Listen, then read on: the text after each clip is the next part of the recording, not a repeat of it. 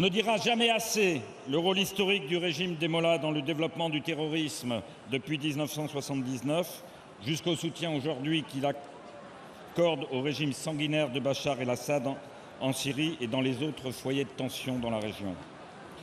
Le nouveau ministre des Affaires étrangères, Jean-Yves Le Drian,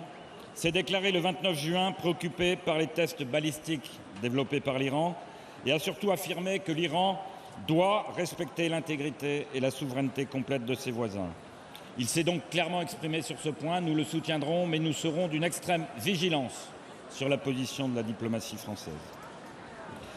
Le comité parlementaire pour un Iran démocratique poursuivra dans cette nouvelle législature son action pour exiger du gouvernement français des positions, une attitude ferme et claire sur les droits de l'homme, comme sur l'attitude de l'Iran dans la région.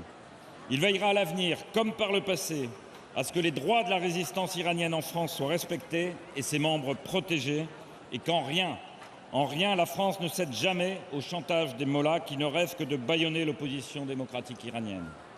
Pour ma part, à la place qui est désormais la mienne, je serai toujours à vos côtés pour exiger du gouvernement français une politique d'extrême fermeté vis-à-vis du régime iranien actuel, pour soutenir les objectifs démocratiques défendus par Mariam Rajavi, la résistance iranienne, pour instaurer les droits de l'homme en Iran, la paix en Iran et au Moyen-Orient et la démocratie pour un Iran libre et démocratique.